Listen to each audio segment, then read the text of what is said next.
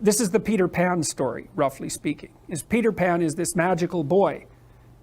Well, that's what happens when you get older. Time has already got a piece of you. And eventually, it's got a taste for you. And eventually, it's going to eat you.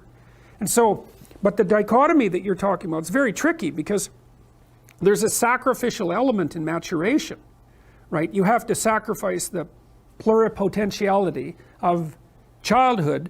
And the question is, well, why would you do that? Well, one reason is it happens to you whether you do it or not. You can either choose your damn limitation, or you can let it take you unaware when you're 30, or even worse, when you're 40. And then that is not a happy day. And I see people like this, and I think it's more and more common in our culture because people can put off maturity without suffering an immediate penalty. But all that happens is the penalty accrues, and then when it finally hits, it just wallops you. Because when you're 25, you can be an idiot. It's no problem. Even when you're out in a job search, it's like, well, you don't have any experience and you're kind of clueless. It's, yeah, you're young. You know, it's no problem. That's what young people are like, but they're full of potential. Okay, well, now you're the same person at 30. It's like people aren't so thrilled about you at that point. It's like, what the hell have you been doing for the last 10 years? Well, I'm just as clueless as I was when I was 22. It's, yeah, but you're not 22.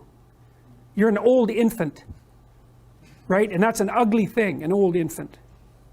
So part of the reason you choose your damn sacrifice, because the sacrifice is inevitable, but at least you get to choose it. And then there's something that's even more complex than that in some sense, is that the problem with being a child is that all you are is potential, and it's really low resolution. You could be anything, but you're not anything.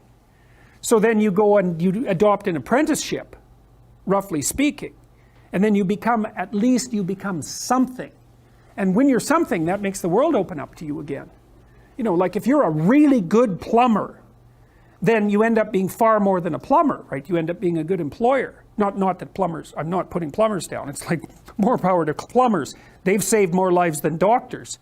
So, hygiene, right? So, you know, if you're a really good plumber, well, then you have some employees, you run a business, you train some other people, you enlarge their lives, you're kind of a pillar of the community, you have your family. Once you pass through that narrow training period, which narrows you and constricts you and develops you at the same time, then you can come out the other end with a bunch of new possibility at hand. And so then you get to be something and regain that potential at the same time. Very smart. So that's very wise thing to know.